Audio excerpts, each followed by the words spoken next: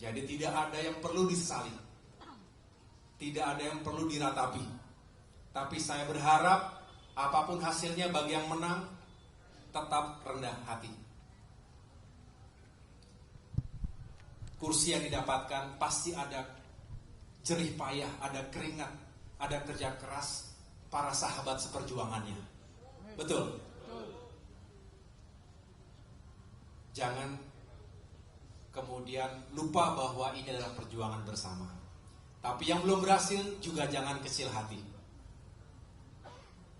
Setiap kita pernah merasa gagal, pernah kalah. Saya juga pernah mengalami hal seperti itu. Bapak Ibu, tidak ada yang sendirian. Kita bareng-bareng, kita sama-sama, kita keluarga besar Partai Demokrat, kita punya masa depan yang insya Allah baik. Setuju?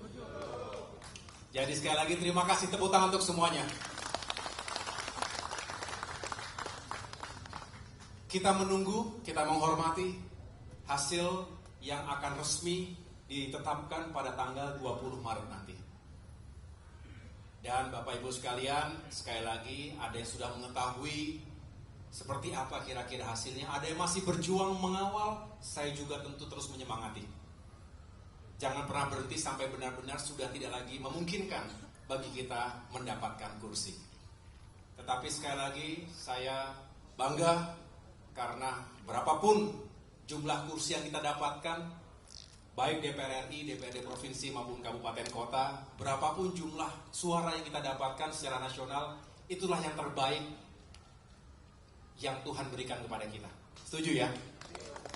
Belum tentu yang terbaik seperti yang kita harapkan, tapi itu sudah pasti yang terbaik atas penilaian Tuhan, Allah Subhanahu wa Ta'ala. Bagi kita, sabar, tabah, kuat, dan insya Allah lebih sukses lagi 5 tahun ke depan. Kenapa tadi saya mengatakan rindu? Karena setelah 14 Februari kemarin, sekarang tanggal berapa? Tanggal 8. 14 Februari. Kita sama-sama sibuk mengawal suara di dapil masing-masing. Kemudian ada sesuatu yang di luar dari dugaan kita. Saya boleh bercerita karena belum sempat bercerita.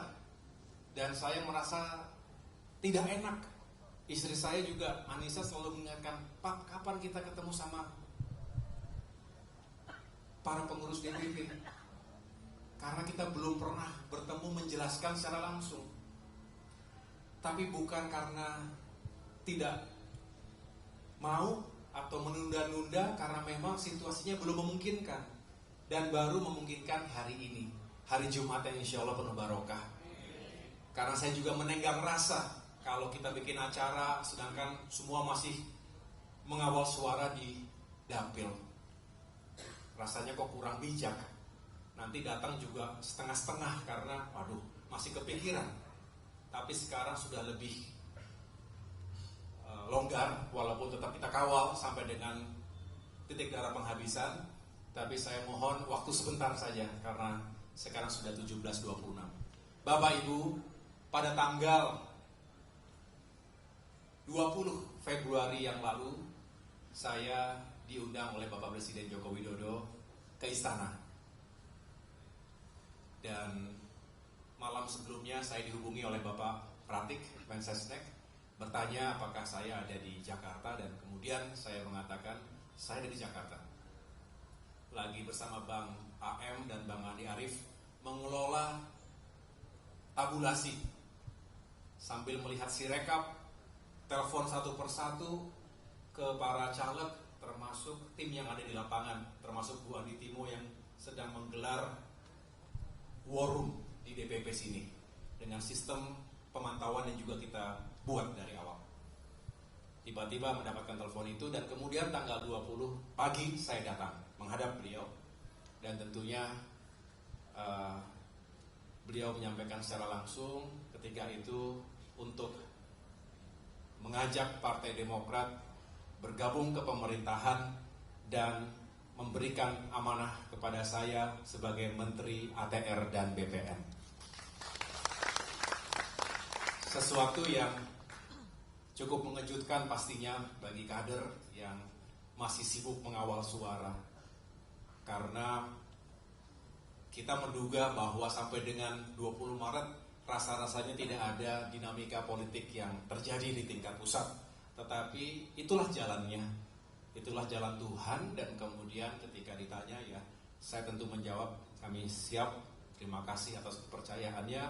Karena dengan demikian Demokrat bisa kembali berperan bersama pemerintah. Inilah yang dari awal kita perjuangkan. Betul Bapak Ibu sekalian? Kita memperjuangkan untuk bisa berperan kembali di pemerintahan. Jadi secara de jure dan de facto hari ini Demokrat sejak tanggal 21 Februari berada di pemerintahan Kabinet Indonesia Maju. Setelah 9 tahun 4 bulan kurang lebih berada di luar pemerintahan. Betul ya? Kita ketika itu berperan sebagai sebuah kekuatan oposisi, dan tentunya ketika itu tidak ada pilihan lain bagi kita menjalankan peran seperti itu, dan kita juga berperan sebagai oposisi yang baik, yang bertanggung jawab, yang peduli, ingin negaranya baik, ingin pemerintahannya juga sukses, ingin rakyatnya sejahtera.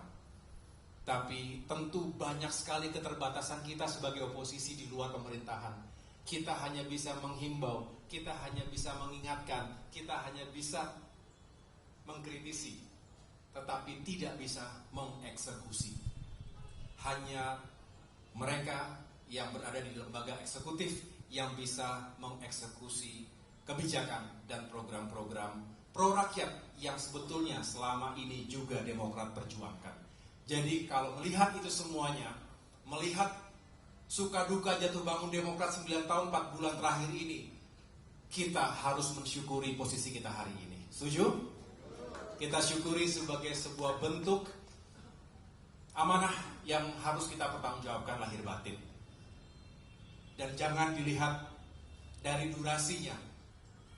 Mungkin teman-teman mendengar ada yang Demokrat cuma 8 bulan. Mau ngapain 8 bulan? Nah, kalau saya termasuk orang yang tidak pernah melihat waktu itu dari sisi kuantitasnya, tetapi dari sisi kualitasnya. Durasi lama atau singkatnya waktu itu sangat subjektif. Sangat tergantung apa yang kita lakukan di durasi atau periode waktu tertentu. Ada yang 5 tahun, 10 tahun, tapi business as usual. Biasa-biasa saja. Ada yang singkat tetapi berhasil melakukan percepatan-percepatan. Begitu pula dalam mengelola partai. Jadi insya Allah, dan saya berharap teman-teman, Bapak Ibu sekalian bisa membantu menjelaskan kepada masyarakat ataupun kader-kader Demokrat dimanapun berada, justru 8 bulan terakhir ini adalah masa-masa yang sangat menentukan. Mengapa? Sejatinya 8 bulan ini atau pasca pemilu itu adalah masa transisi. Betul? Sebuah masa yang penting dan strategis, termasuk juga kritis. Mengapa? Kalau pilot biasanya, ya saya bukan pilot tapi dari mereka yang tahu bagaimana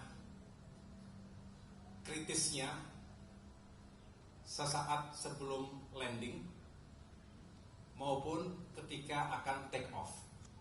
Jadi selalu dianggap sesuatu yang perlu mendapatkan atensi dan dikawal adalah ketika landing dan take off. Nah, seperti estafet kepemimpinan nasional, ada saatnya landing, ada take off kembali.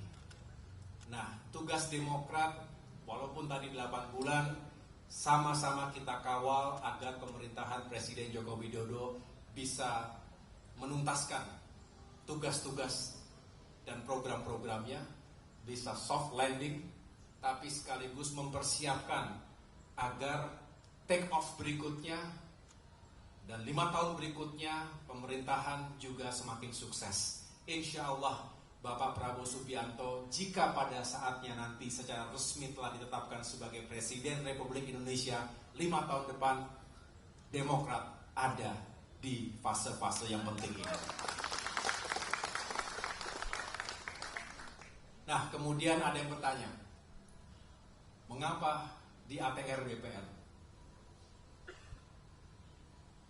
Tentu bagi kita bersyukur masuk ke pemerintahan. Dan sebagai seorang prajurit, warga negara yang baik, mendapatkan tugas, misi dari presidennya, harus dijalankan sepenuh hati. Dan hanya ada kata siap. S14B, siap. Begitu, ya.